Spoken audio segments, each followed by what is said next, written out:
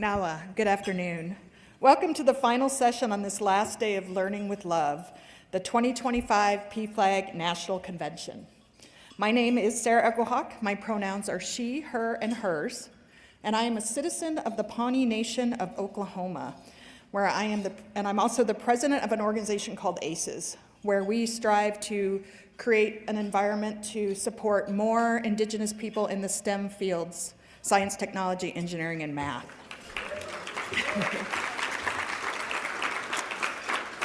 So I'm proud to be here with you and excited about all that I have learned and heard during these last few days. Have you enjoyed yourselves as well? Yay. My greatest hope for all of you is that you take what you got here, the connections, the best practices, the active listening, the hard conversations, the new information, and the people and experiences you encountered, and put them all into practice as we all work together to ensure PFLAG continues to provide support, education, strong and critical needed advocacy. I hope you all get involved with our PFLAG Votes campaign, ensuring we all have strong, safe, and fair elections. And protecting voting for communities of color is critical. I hope you'll dig in with our newly launched Fighting for Our Pride, little stickers and pins, to create a safe and inclusive learning environment, secure access to care and protection of privacy, and to protect full recognition and dignity in public life for LGBTQ plus people. And I hope you'll reaffirm your support and commitment to PFLAG, because without you, this work doesn't happen. And I hope it's now my pleasure to invite to the stage another member of the PFLAG National Board, who also serves as the Regional Director of the Gulf Region, which encompasses Alabama, Florida, Georgia, Mississippi, and the U.S. Virgin Islands and Puerto Rico. Please welcome Ann Miller.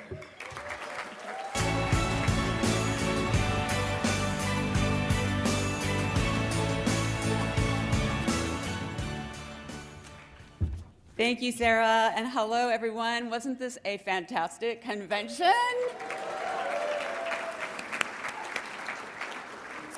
My name is Ann Miller. My pronouns are she and her, and I'm here today to present the second PFLAG National Award to a chapter from my very own region, who is doing incredible work in a part of Georgia you might have heard of, Rome.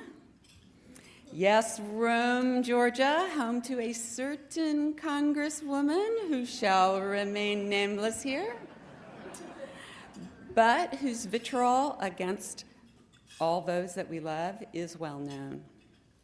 Rome is a very conservative, very red town in a red state with a population of just over 38,000 people. But make no mistake, Rome has pride to spare. In 2024, over 4,000 people came to celebrate the city's annual Pride Festival and Parade.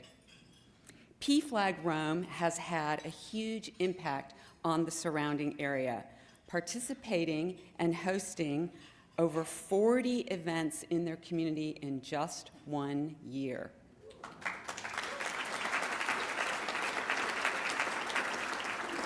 You're doing the math, 40 events, 52 weeks. Yeah, they're busy folks. They hold, of course, monthly support meetings for adults that usually average 25 to 30. They've partnered with the NAACP for their Juneteenth parade, hosted events like a Father's Day potluck, an art show, several all-age socials. They've tabled at pride events, voter events, Fiddlin' Fest, and fairs. They partnered with diverse groups of organizations, including the Rome Area Council for the Arts, Sexual Assault Center of Northwest Georgia, 100 Black Men of Georgia, NAACP of Rome, Floyd County, and the North Georgia Mutual Aid Collective. Interestingly, they've also partnered with Berry College's DEI leadership to provide transportation to students to PFLAG meetings that are held off campus, and they've alternated between meetings on campus and off campus to be more accessible to the young adults in the community. All in the shadow. Yes, applaud, do it. All this and more in the shadow of the unnamed representative who's working so hard to harm our LGBTQ plus loved ones. It's for this reason and many more that I'm beyond proud to present PFLAG National Chapter Award to PFLAG Rome.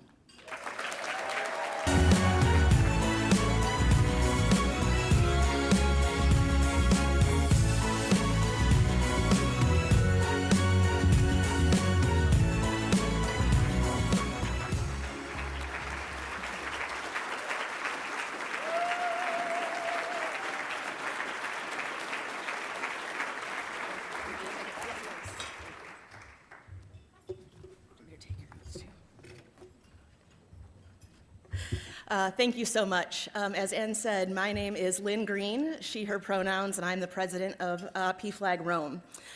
And as Ann also mentioned, we are certainly known for our congressperson. But our small North Georgia town is so much more than just her. Rome is where 3 rivers converge and where the Appalachian Mountains begin.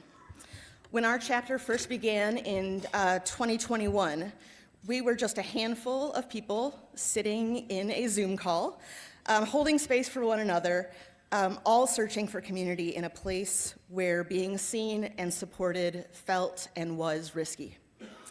We started small, but we started with love, and that love has grown. In the past 4 years, our attendance at support meetings has grown tremendously. We've seen families drive in from neighboring counties. We have seen young people coming out as their true selves. And we have seen isolated people building friendships and community. Every one of those remind us why PFLAG's mission matters, why visibility, education, and compassion are so powerful, especially in our small town. What makes me most proud isn't that we've grown in numbers.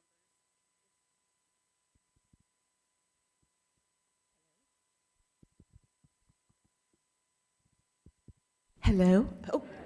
All right. What makes me most proud isn't that we've grown in numbers, but that we've grown in courage. We work hard to bring our message of love and affirmation beyond the 4 walls of our meetings, which are now actually in buildings and not over Zoom. And we like to take those into a lot of places that used to feel out of reach. And to quote one of the attendees from the Chapter Leader Institute at the beginning of this weekend, we like to go where we're not expected. Which, to be honest, in Rome, Georgia, is a lot of places. We have built a network of people who show up for each other even when it's not easy. We've watched our community start to shift towards understanding, towards empathy, and towards love. So this award belongs to every parent in Rome, Georgia, who has ever chosen love over fear. It's for every young person in Rome who dares to be themselves. And it's for every volunteer that has showed up, set up chairs, brought snacks, and offered hugs. It belongs to our small southern town that has decided to open its heart wider. We want to be known not for our representation, hateful representation that you all see on the news, but for the courage and love that we have to give.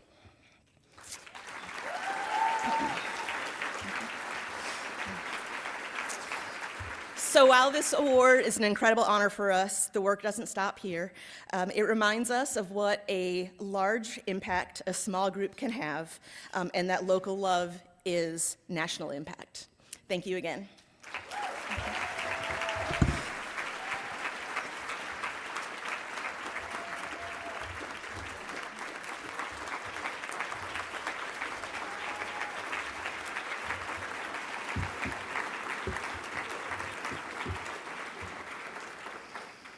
Yes, congratulations, PFLAG Rome, and thank you for all you're doing to make our community safe, affirming, and welcoming. So now we're going to take a pause, and I'm guessing folks might be hungry after the salad, and we're going to serve lunch. And then we'll be back shortly with our last of our chapter awards and our incredible closing speaker, Khary Payton. And you won't want to miss him. Yes, yes, yes, yes. So enjoy your lunch, and we'll see you after a short break. Thank you.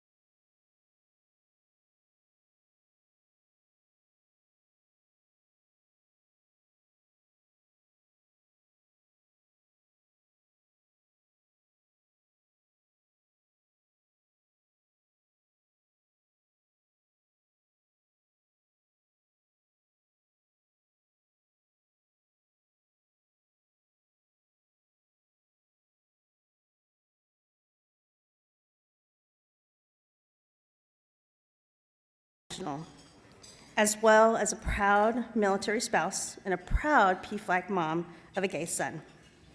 As a military family, thank you.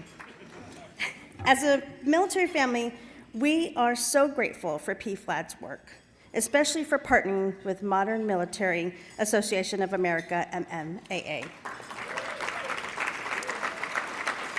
to create the virtual PFLAG Connects community meeting for military families.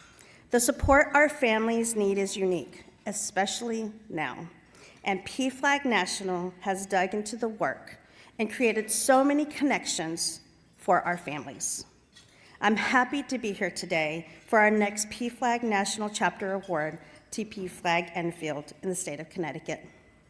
PFLAG Enfield has become a powerful force for change in Northern Connecticut, living out PFLAG mission by creating a community rooted in care, justice, and affirmation for LGBTQ plus people and their loved ones.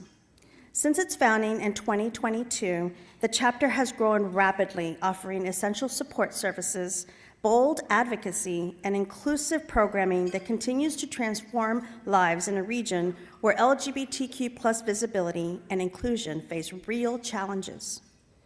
At the heart of PFLAG Enfield's work is its twice-monthly peer support group, held in person at CT State College and online via PFLAG Connects.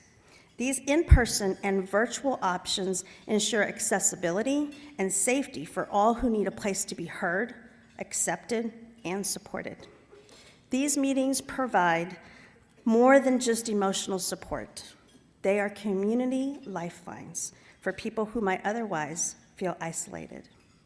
But PFLAG Enfield's work goes far beyond supporting meetings. In 2024 and 2025, the chapter organized and co-sponsored multiple public events to increase LGBTQ plus visibility and inclusion. One standout effort was Pride Night with the Hartford Yard Goats, an inclusive celebration hosted at a professional baseball game that brought hundreds of LGBTQ plus families and allies together in a joyful, affirming space. Events like these help shift the culture toward pride, not just tolerance. Perhaps most notably, the chapter has taken bold, public stances in the face of adversity. In 2024, the Enfield Town Council passed a resolution banning non-government flags, including the pride flag, from municipal buildings. PFLAG Enfield quickly responded by co-leading a protest at Town Hall with Enfield community advocates. The rally brought out more than 100 residents in peaceful opposition. By organizing and amplifying vocal voices, PFLAG Enfield made it clear, LGBTQ plus people belong here.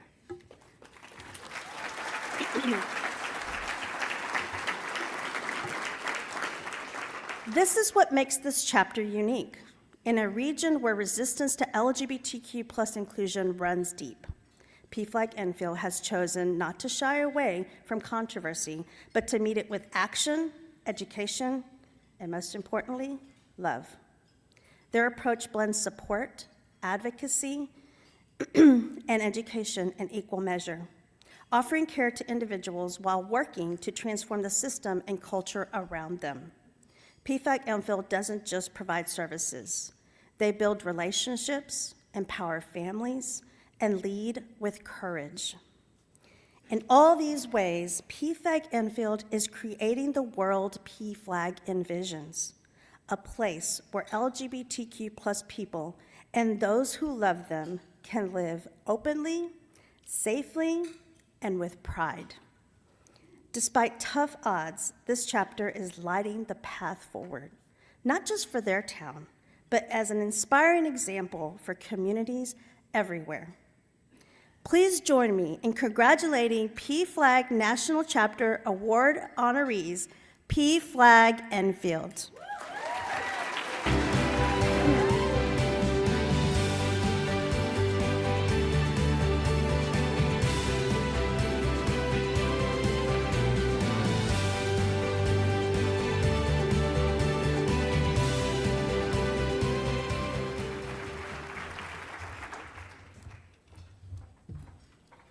Good afternoon, everyone.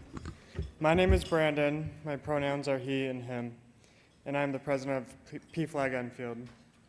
First, I want to sincerely thank all of you for this incredible honor. This award means so much to us, but the truth is we couldn't have accomplished any of it without our amazing board, Danielle, Donna, and Michael. Their dedication, thank you. Their dedication, passion, and heart have truly carried this chapter forward. We're still a baby chapter. We're only 3 years old. We still have a lot more to do, and we plan on doing it. But in that short time, we've experienced the ups and downs that come with building something meaningful, especially with bridging the gap of being a red town in a blue state. In January of 2024, we held an inclusion rally to bring awareness to the removal of the pride flag for our town hall for the month of June. Even though we didn't win the vote, we did win in another way, because hundreds of people came out to support our cause. Their voices, their presence, and their unity while filling our council chambers during the vote, that was a victory in itself. Since then, we've been hard at work building relationships with our state representatives and local organizations. Together, we secured a significant grant that has helped us shape the future of our chapter and has established PFLAG as a strong, respected presence in Enfield. We've continued to engage with community groups to foster better understanding and collaboration through our new community advocacy group that we formed. We've strengthened partnerships and created a network that's paving the way for continued growth and impact. One of our biggest accomplishments has been securing a physical space for our chapter, a place where we can finally plant our roots and provide a safe, inclusive environment for the LGBTQIA+ community in Enfield and our surrounding towns. For the last 2 years, our advocacy group has hosted Rock the Vote events to bring the community together and raise awareness about the importance of voting in local elections, because we know real change starts here at home. And this year, we're especially proud that our own Vice President, Danielle, is taking a huge plunge and running for the Board of Education.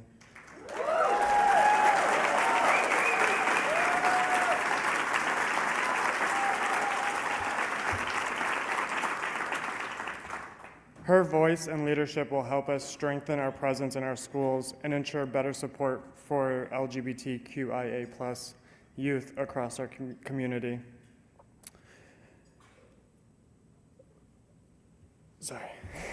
With the inspiration of all of your chapters that are represented here today, and yes, I stalk all of you on Facebook, and my Facebook feed is all PFLAG materials, and I love it.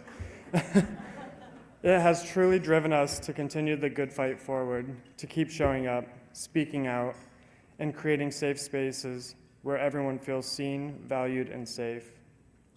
To everyone at PFLAG National, and to all of you in the room, I want to say thank you, because without you guys, we can't do what we do in Enfield, Connecticut. Thank you.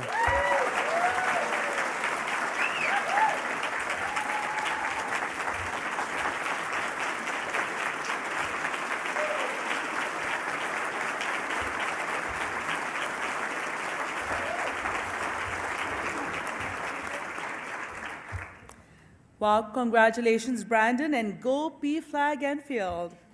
What incredible work you're all doing. Hello all, my name is Charmaine Hussain. I use she, her pronouns, and I'm a member of the PFLAG National Board of Directors. I'm also a proud Pakistani immigrant and the mother to a queer and non-binary child.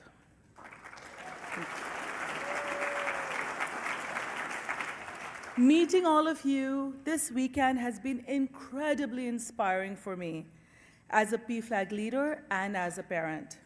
And I'm looking forward to bringing everything that I've learned back with me to Northern California and to my family.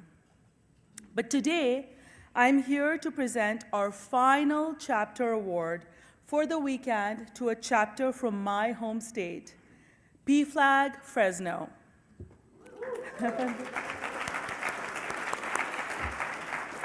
PFLAG Fresno embodies PFLAG's mission by creating innovative, affirming spaces that nurture community, visibility, and learning, especially at a time when LGBTQ+ representation in public institutions, schools, and libraries is under increasing threat. Rather than react in fear or retreat, this chapter has stepped forward with heart-centered creativity and bold local outreach.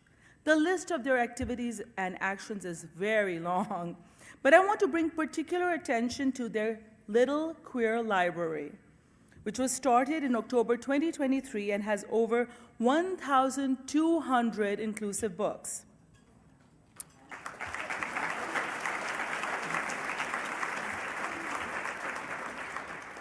This is already a vibrant example of grassroots activism grounded in education and access, but they did not stop there.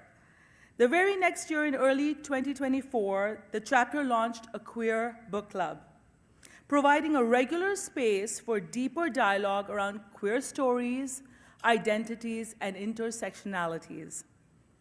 This isn't just any old book club. It's a storytelling circle, it's a support group, and it's a catalyst for shared learning.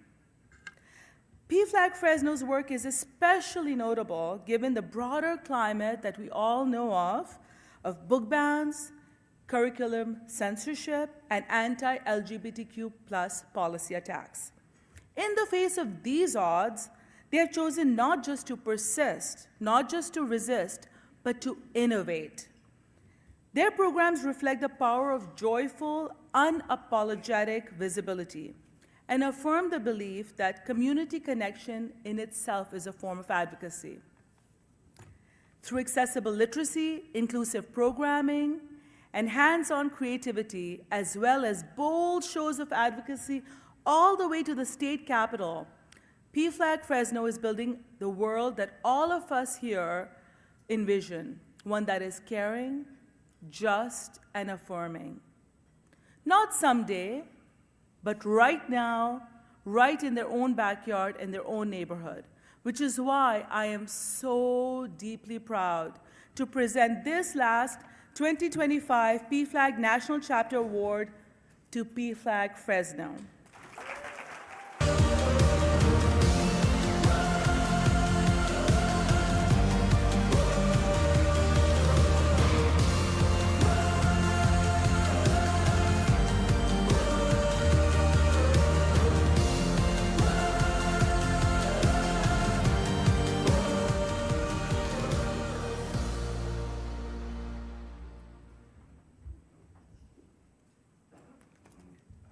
They don't warn you. It's actually kind of really heavy. And then it's see-through, so I almost put it the wrong way, even though you can't see it. Hello, PFLAG Coast to Coast. I'm Artemis Gidram, she, her, hers, out and proud trans woman and president of PFLAG Fresno.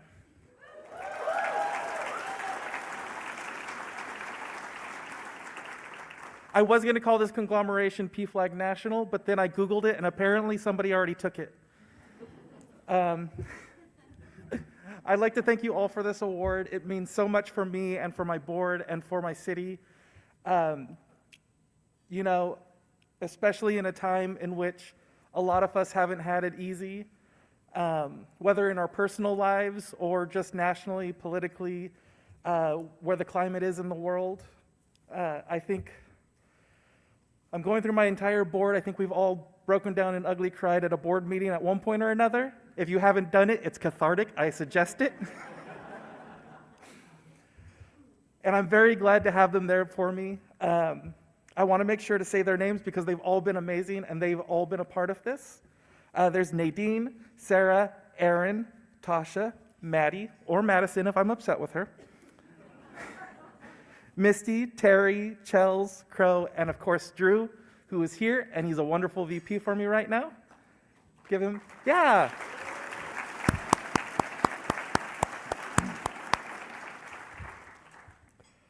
It's been a very long road, and honestly, it's been so long. When we first got this and it was announced, I thought like, well, what have we done? Like, we haven't really done anything. And then you start getting it all written down, you go, oh, that's a lot. And I do suggest start writing stuff down, whether in your personal life, your PFLAG chapters, because one of the things that's really hard to do, and I'm starting to realize that now, is just congratulate yourself and bring it in and just really kind of take a moment to stop and go, wow, look at how far I've come. Life is kind of like climbing a mountain, and it's really easy to get lost and think that like, oh my gosh, like I have so much more to go, but then you don't want to look down because you're on a mountain, but then you eventually look down and you think, oh yeah, like I can't even see the village I started climbing up from. Look how far I am. Oh yeah, like I remember when I was going through the clouds, and now I can actually see the clouds below me. Getting to the top of the mountain is always daunting, but it's always so wonderful to look down and appreciate the view of how far you've come.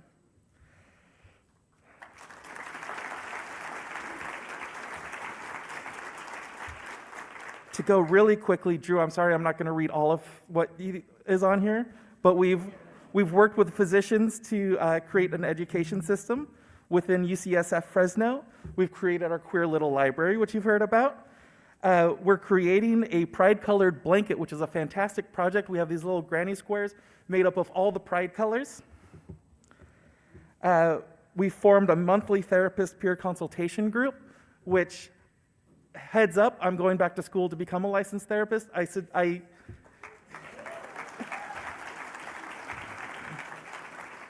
think my board is expecting this to be my project after I'm president. We've, of course, fought book banning campaigns, which has not only led to the stopping of book banning in our county through screwing with bureaucracy, because, you know, sometimes you got to do what you got to do. But now on the state level, book banning is no longer allowed. So,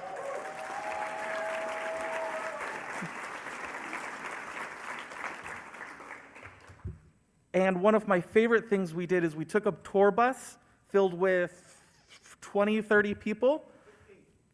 Yes. That's why I don't like being around him. He doesn't let me lie. And we all went to the state capitol, and we talked to all of our representatives, had some great conversations, had some all right conversations, let's call them that, and really pushed for our rights and for our education, and to be able to let our legislators know who we are and what we're about. And so we continue to do this. We plan on continuing to do this, and it's fantastic. And one last thing that I want to say is one person in particular I want to thank on a personal level is my friend Kit McKenzie, who unfortunately passed away unexpectedly in July. And I'm very happy of one thing is the last thing that we talked to each other about. She messaged me about how proud she was that I was taking over PFLAG Fresno.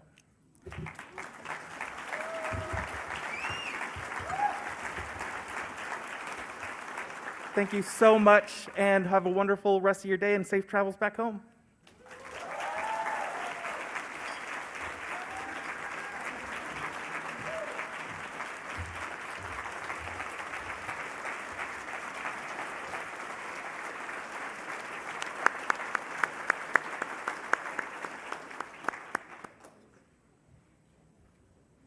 Congratulations to PFLAG Fresno. Your work is truly inspiring. Hello, everyone. My name is Juliana Literio. My pronouns are she, her, and I'm a member of the PFLAG Board of Directors and a proud mom of a trans son.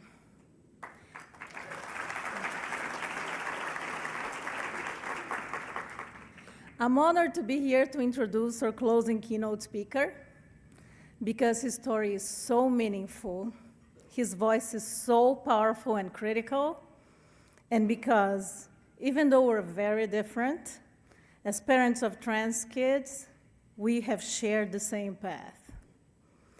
You'll know him as one of the stars of The Walking Dead and General Hospital. And I hope when you leave this conversation, you know him as the PFLAG parent he is. He has a worldwide platform of fans who have an opportunity to learn more from him, to connect with him, and see his experiences with his trans child. That is a beautiful and important thing, because this is how we shift the narrative about our trans kids and loved ones, right?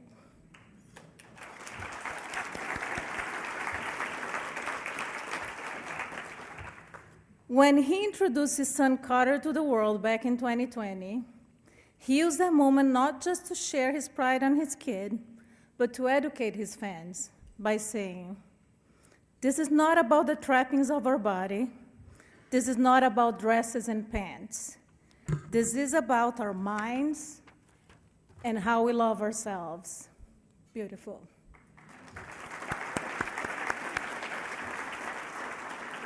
So powerful, such powerful words. And I don't need to share more because Khary Payton is here today to share his own truth, his own story, with his son's blessing. Please help me welcome to the stage Khary Payton.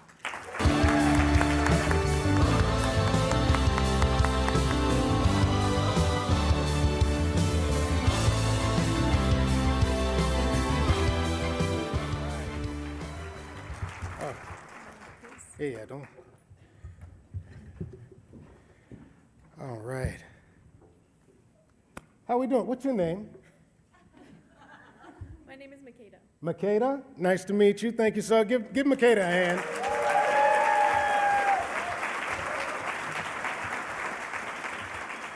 I really appreciate you right now because we both don't know what I'm about to say.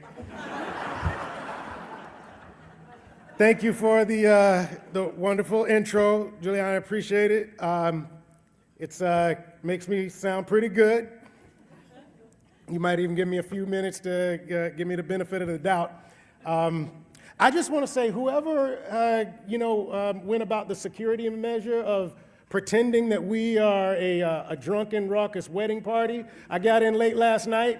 I think that was great. Nobody knows we're here. I don't know which one of you was the playing mother-in-law, but you nailed it.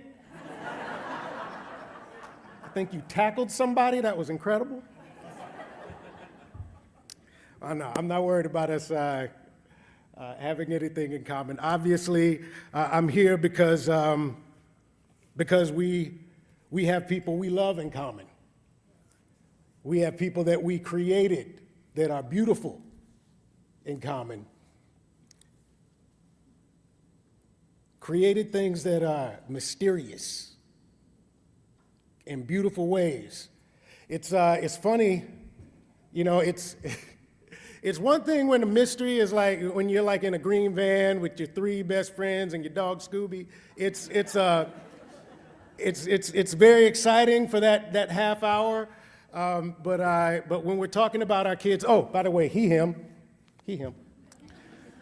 But when we're talking about our kids and their life is a literal mystery, it can be a very lonely place for them. And I want to talk to the parents who are like me, that were so worried about what the world was thinking, that we weren't thinking about what our kids were going through. Thank you so much to PFLAG for providing this safe place. Thank you for Governor Pritzker. I don't know.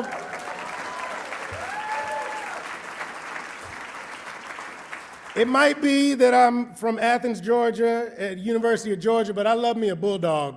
And I appreciate Governor Pritzker. You need a bulldog in your life sometime. I got a bulldog. It's a French bulldog, but she don't know that. She just thinks she walks around like she's in charge of it. That confidence goes a long way. Thank you, Governor. Thank you for safe spaces. I'm excited to talk about my perspective because I don't think that I am who you think I am. I'm a dad, but I'm also, she introduced me, I'm an actor from Los Angeles, California, I am progressive and open-minded. And I got a lot of gay and lesbian, bisexual, transgender friends. And man, you know, I love the LGBTQ community. And I, for one, support them 100%.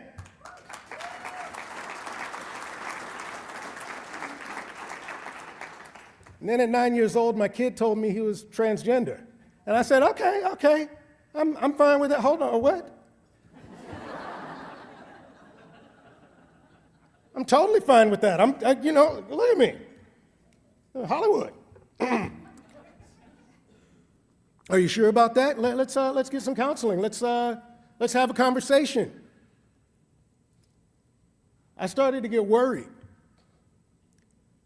I started to get freaked out. I started to get freaked out that I was freaked out. This isn't who I am. I'm the inclusive guy. I love everybody. What's wrong with me? Let me figure this out. You know, somebody asked me, so your son's transgender? I was like, no, he's searching. He's trying to figure things out. They are trying to figure things out. We're not quite there yet. And then he came to me like, no, Dad, I'm transgender. I'm transgender. I was like, oh, okay. Are we definitive? We're definitive.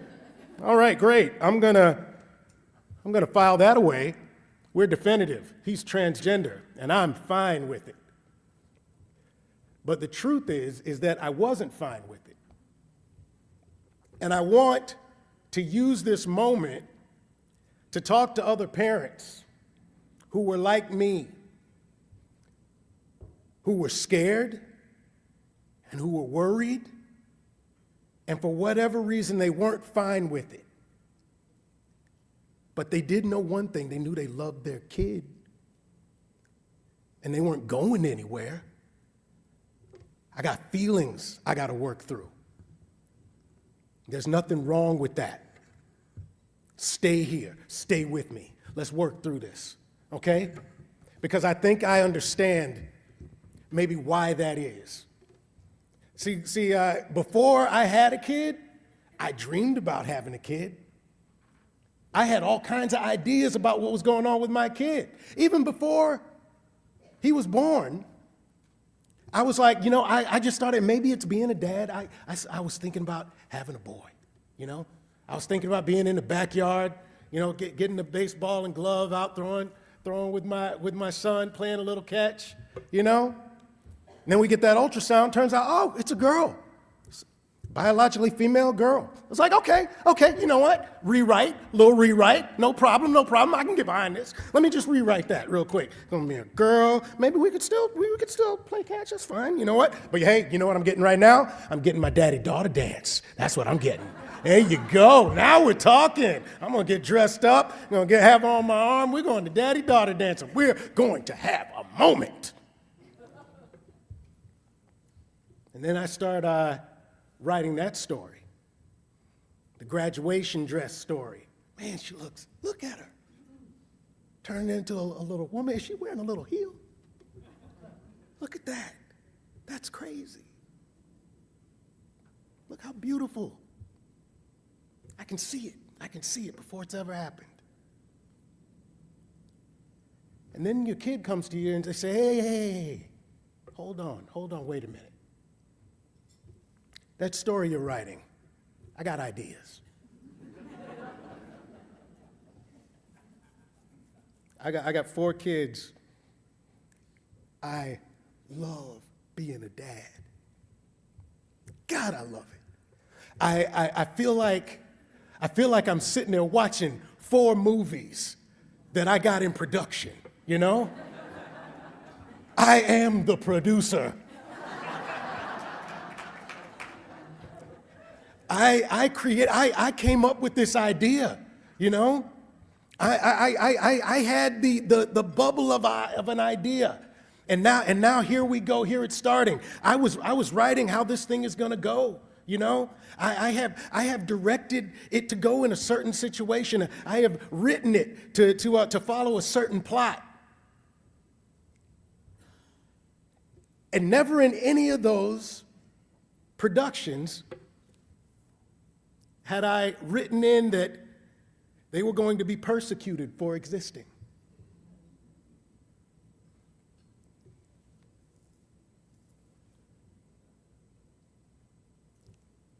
But my son had different ideas. I think about the movie The Sixth Sense. At the end of that movie, when Bruce Willis, we all thought we were going to see a Bruce Willis movie. Bruce Willis was the big star, and we were following his journey of how he was going to help this young child. And we all sat there at the end of that movie and realized that, this is not his movie at all.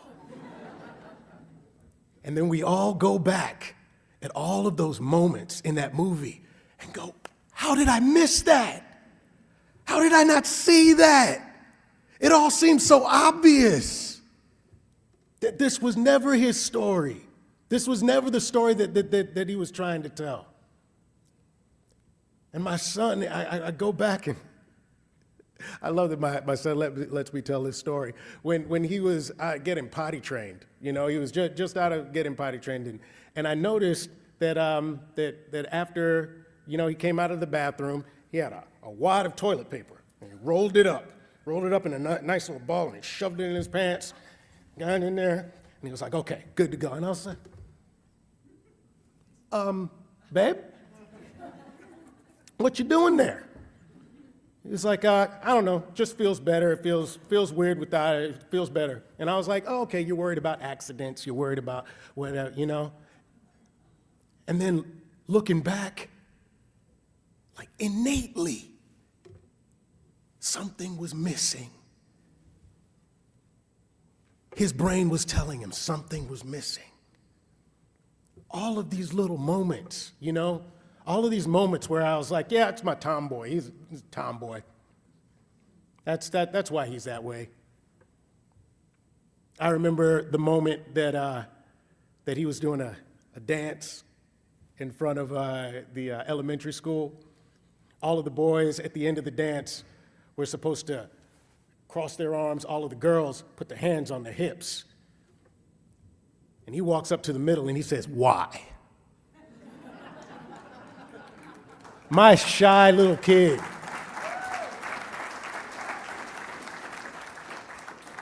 And at the end of that performance, my kid, who's been dancing around as one of the dance troupe, walks to the middle, stands there defiantly, and crosses his arms. Because he knew something innately. He knew that this was a story that I'm not supposed to tell. I am just the producer. I'm supposed to help guide it. I'm supposed to keep it on schedule. I'm supposed to pay for it.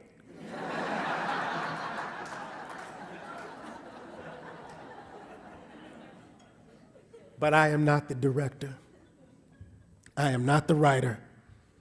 I am not the costume designer. I'm the producer.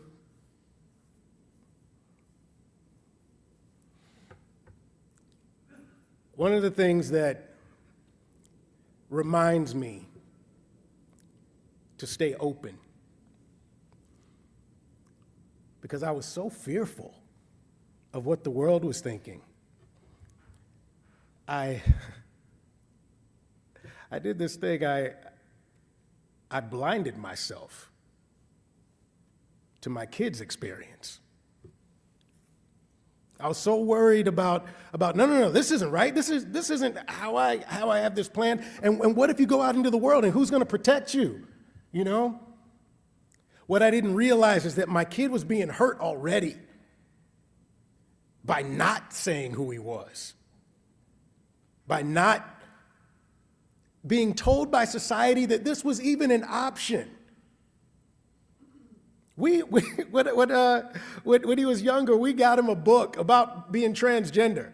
you know, and he read that book. And in the book, the kid goes to get a checkup at the doctor. And the doctor comes back to the parents and he's like, your child is transgender. And my son read that book and he was like, ah, man, I wish that was me. I guess you gotta get diagnosed with something. The doctor never told me that at my checkup. I guess it's not me. You know, we just weren't built to have that conversation with, no, we're talking about you. We could be talking about you.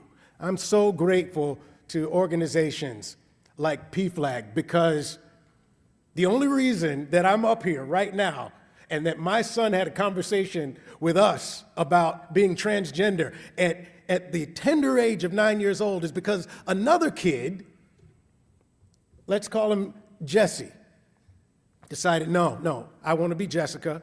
My name is Jessica now. I am exploring being transgender, and they had a conversation in school. And at the end of that discussion, the teacher said, does anybody else feel the way that Jessica feels? And Carter raised his hand. And that started a conversation. Still, I wasn't quite on board. I wasn't all the way there. I was getting there. I was working on it. One of the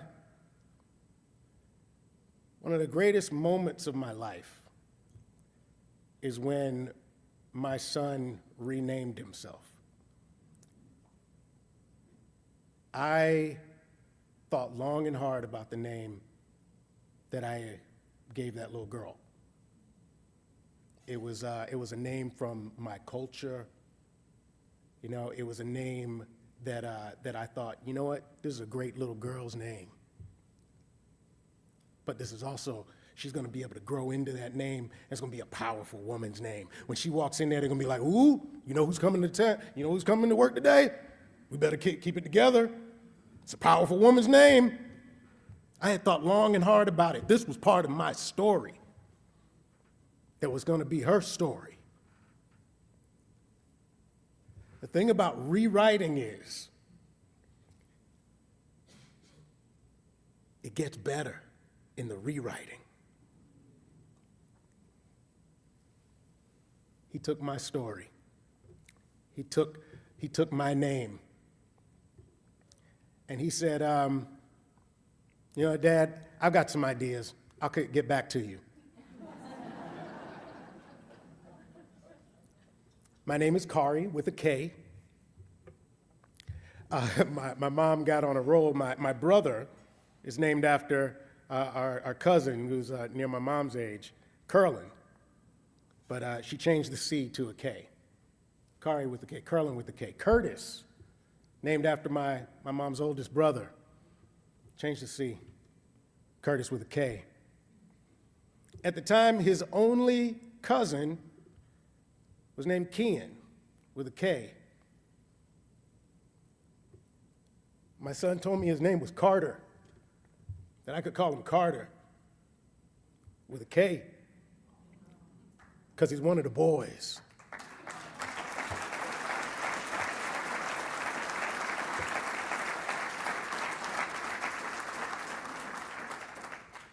It's one of the greatest gifts anybody could ever give to me. See, and then I started to realize maybe I don't need to worry about the writing so much. Maybe I created one hell of a writer.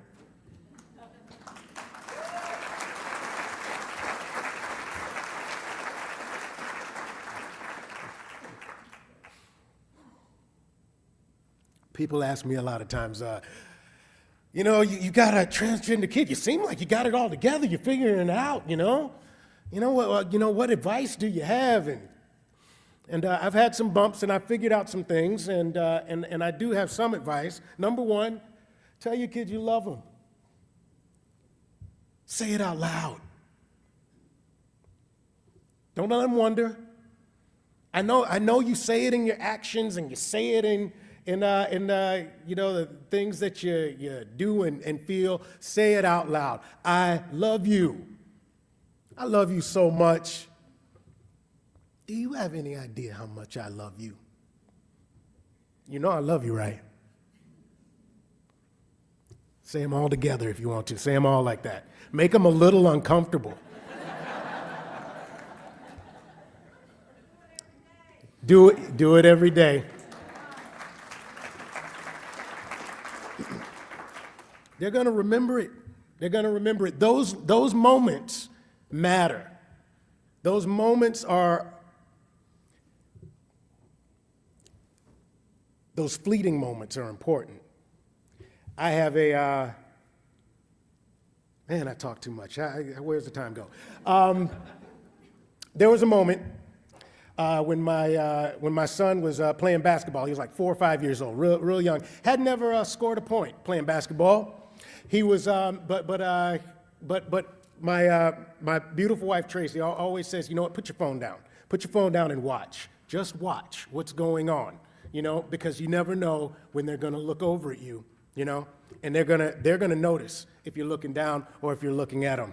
And thankfully my phone was down when they dribbled up the court and passed it off.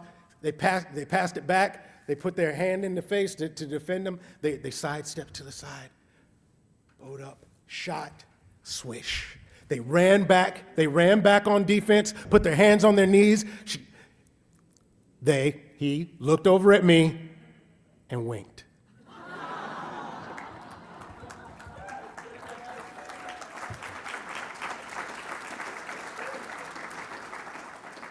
Man, I'm not going to forget that.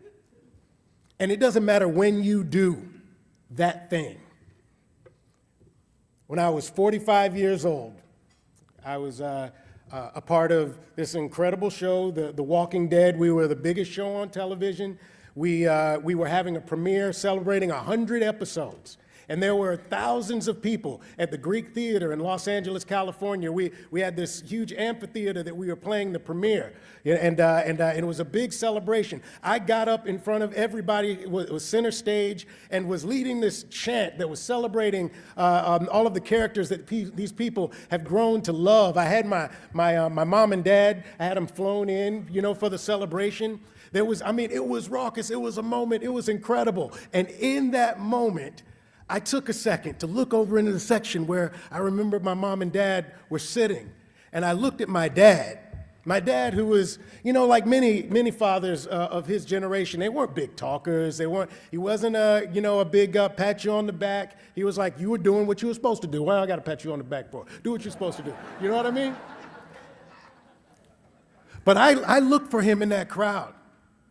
And I pointed. And he stood up.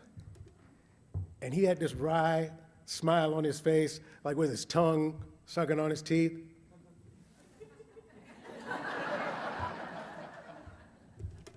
I was 45 years old. You don't think that didn't hit me hard?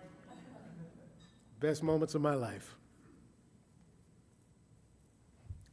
Tell your kids you love them.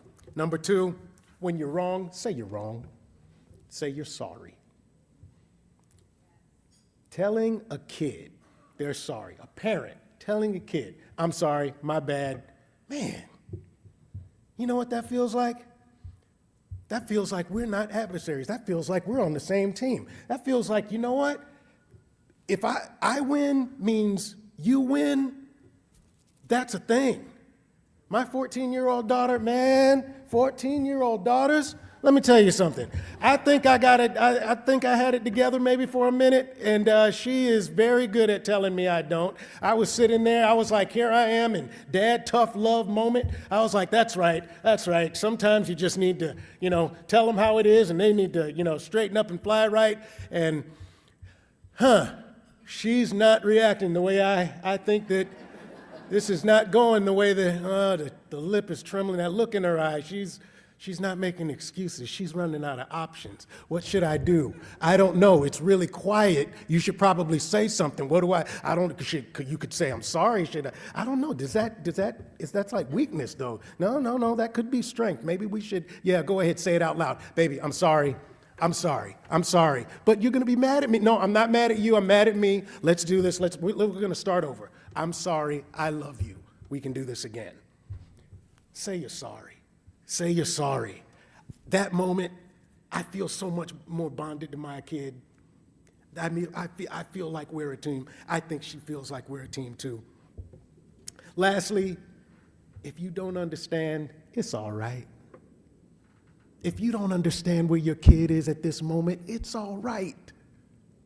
You don't have to understand. You don't need to understand. All you need to do is try. My beautiful wife, Tracy, speaks a little French. I decided that I was going to learn to speak a little French. I have been on a 226-day streak on Duolingo.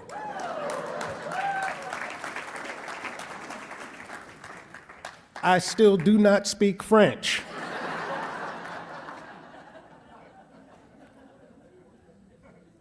But every once in a while, I recognize something. Every once in a while, I'm like, I know what she said. I know what that said. I may not be having a fluent conversation, but every day I take a moment to learn a little bit more. And one day, I'm gonna understand. And that's all our kids are asking. Just take one day at a time, learn a little something. Maybe you don't learn anything, but day by day by day, we'll start to understand. And that's all that we can ask for. Twice in my life, I've had friends come to me, and we had a conversation both times that I don't remember. But later they came to me and they said, you know, I was in a dark place that day. I was going to end it all. I was done with life. I was done with mine. I just didn't want to deal with it anymore. But something we talked about, something I said, made them think, okay, you know what? One more day. That's why we're here. That's why what we're doing is so important. Because the place that a parent has in any of our lives is so incredibly important. It's incredibly hard to replace. But you know what? I'm gonna try and figure it out one more day. Give me one more day. You start to string those together through love and support, and you've lived a life. Thank you guys so much for what you do.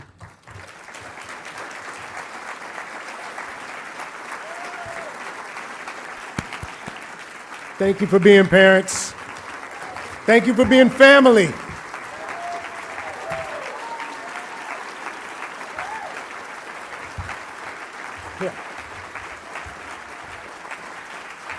Here, Brian didn't want me to stay up here with him while he did his remarks, and but there was one more thing that I wanted to mention about Carter, and I think it's important in this whole thing that I was talking about rewriting and writing your life.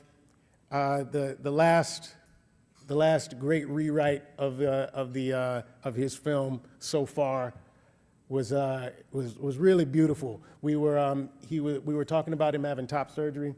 You know, there's two types of surgery.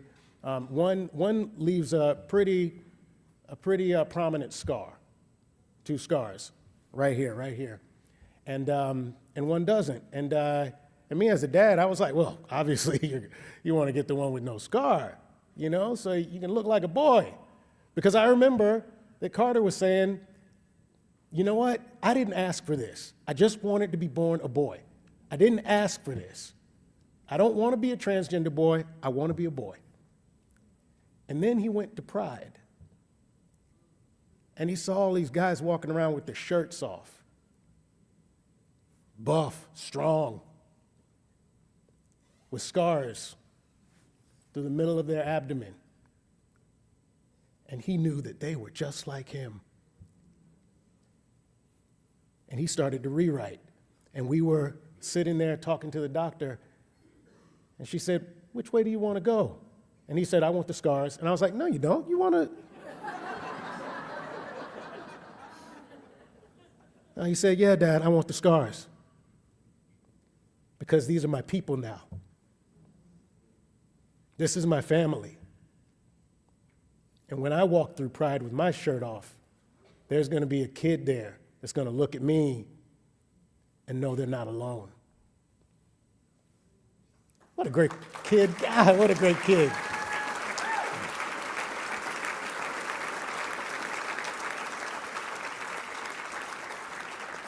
I'm sorry, I just had to tell that story. Now, you got less time to talk now. I know you're happy about that. Brian, ladies and gentlemen.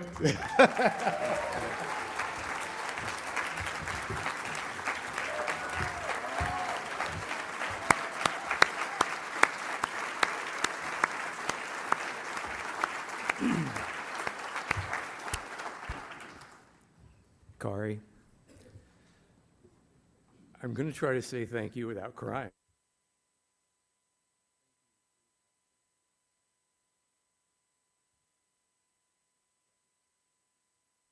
Some of y'all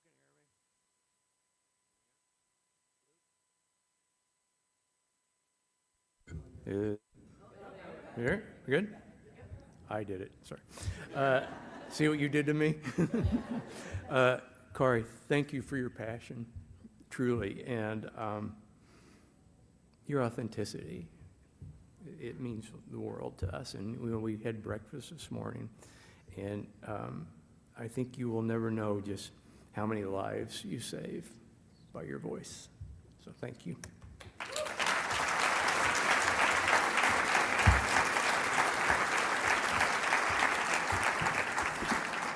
Please know you are a part of the PFLAG family now. And if there's anything we can ever do for you, let us know. Since you know exactly where Rome, Georgia is, I'm sure they'd love to have you there. Okay. All right, friends, family. We've reached the end of our time together here today. I hope you have found this as fulfilling and loving and affirming as I have. Once again, I do want to thank the PFLAG National Board and those who are able, if you would stand so people know who you are, real quickly. Come on, board member, if you're able.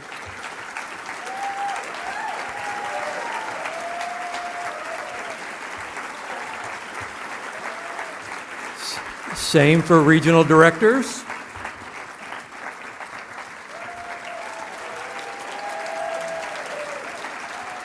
And the incredible staff at PFLAG.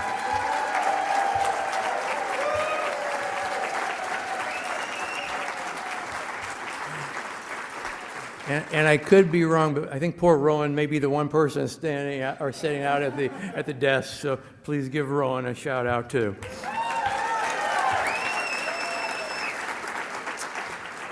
I do have to give a special thank you to Jamie Curtis for leading this.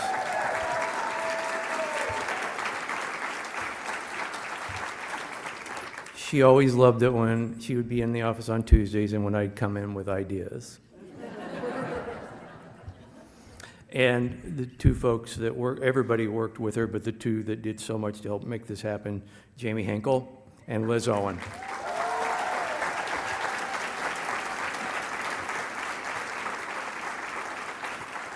And I think he's here somewhere, but our consultant, if you will, who is definitely PFLAG family now, Rick Fowler, is somewhere around here.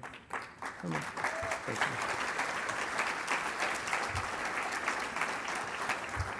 you. And I want to thank you all as chapter leaders for everything you do every day to make this a better world. Two other quick points of privilege. Let's give the hotel staff a big round of applause.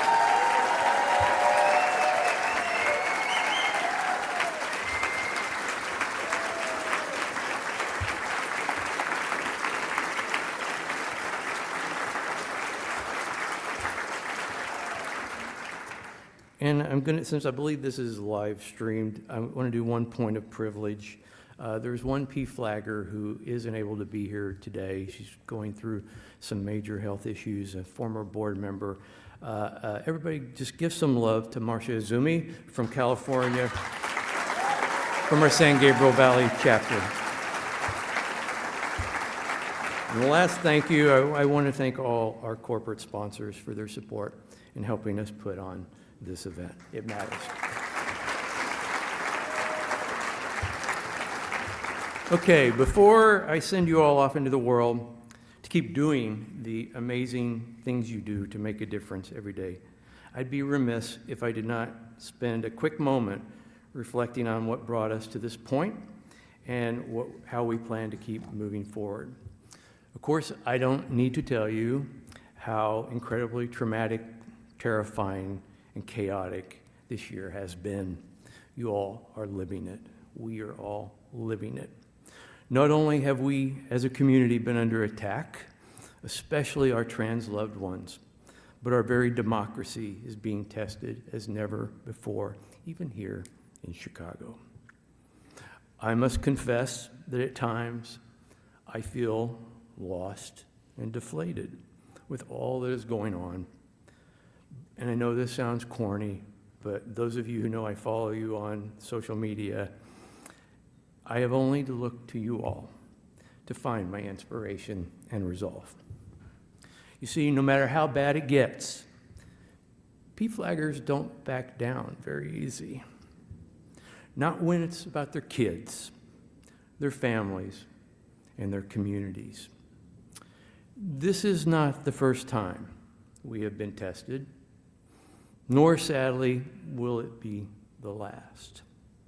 What is asked of us, though, is to dig deep and to hold to our convictions and to show up, those of us who are able, for our loved ones and our community, while also personally protecting ourselves, our health, our well-being, physically and mentally. Despite all that is going on, and I say this all the time, and again, I know it sounds corny, but I have the privilege of a front row seat to witness the brilliance, beauty, and resilience of all of you and this community. It feeds me. We feed each other. It gives me hope. Not backing down is in our DNA. And when our most vulnerable are under attack, we show up. As you know, we are the lead plaintiff in PFLAG v. Trump, fighting to protect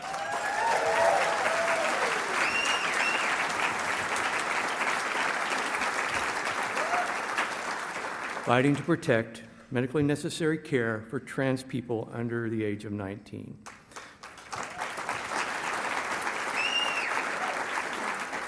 We will never back down from this fight, and we will continue to show up.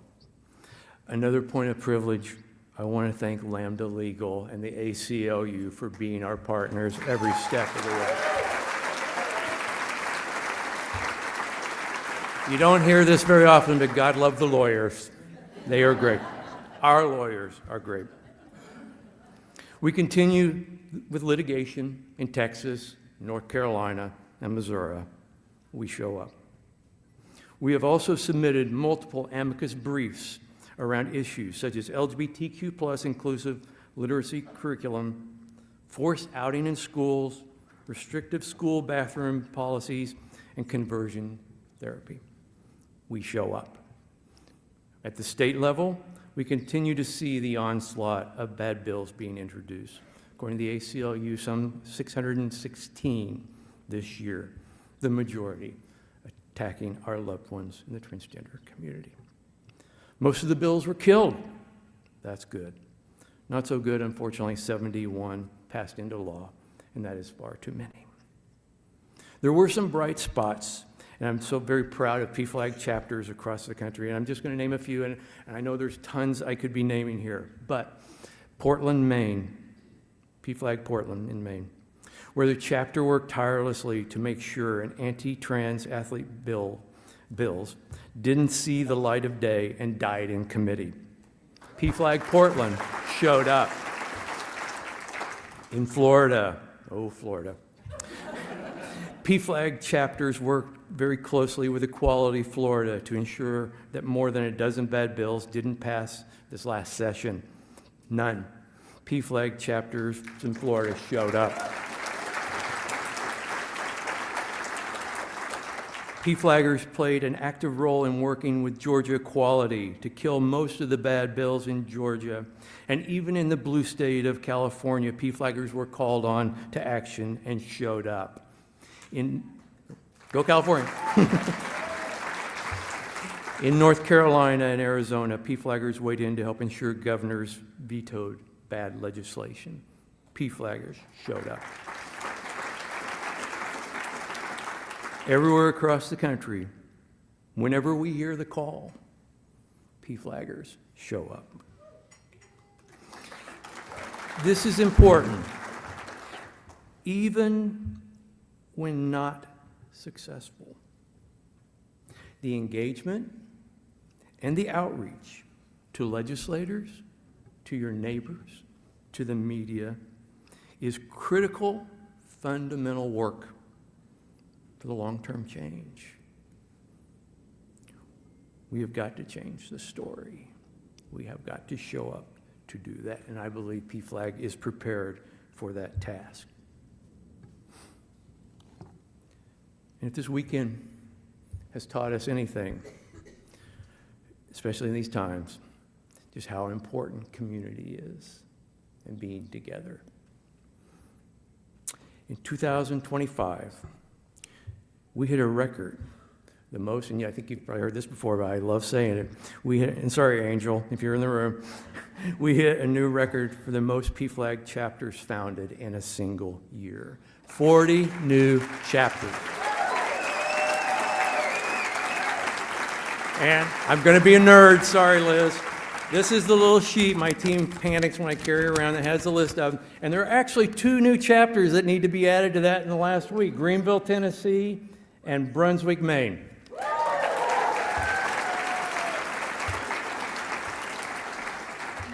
Most of these in towns and communities of under 100,000. Many in towns less than 40,000. And we had the highest attendance of any PFLAG convention ever. Community matters. And we work to find other ways for community as well. I'm thrilled to see the growth of our PFLAG Connects Communities program. These virtual meeting spaces are reaching so many people. I'm especially excited about our grandparents and dad spaces that we have launched. And this weekend, we launched Fighting for Our Pride, an advocacy campaign to ensure safe and supportive learning environments, protect access to gender-affirming care, and fight for dignity and recognition for public life for LGBTQ+ people. And we will be talking a lot about the importance of voting in the next year. It's critical. There is so much work to be done, and I know you're exhausted, but I also know you care. That's why I know you will all show up. Before closing, I do want to address the most recent attacks by the Trump administration regarding so-called domestic terrorism and political violence, especially with the conversations around designating transgender and non-binary people as domestic terrorists.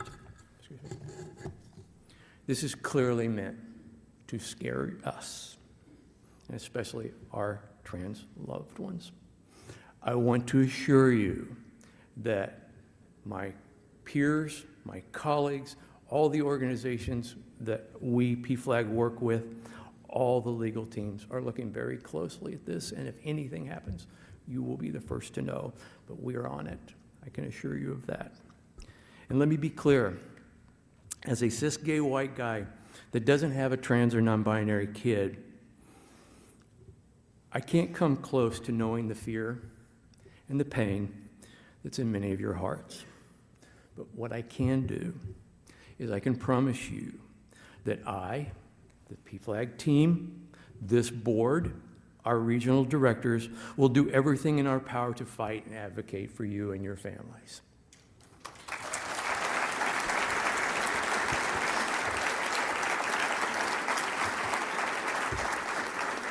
Don't worry, I'm almost done, folks. I'm not going free-range chicken here. I also know, because I am more than a glass half full kind of person, as a gay guy of a certain age with HIV, I have seen many beautiful lives cut short in my time. I know that we will get through this. I know we will win this. I know we are resilient, beautiful, and caring people.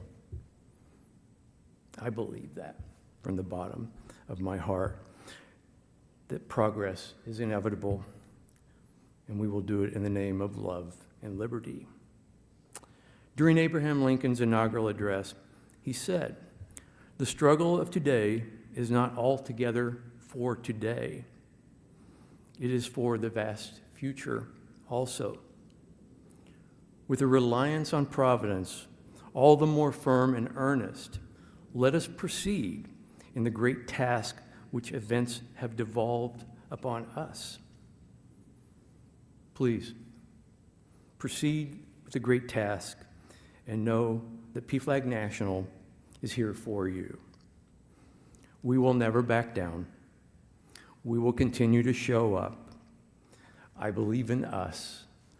I believe in you. And from the bottom of my heart, thank you for everything you all do.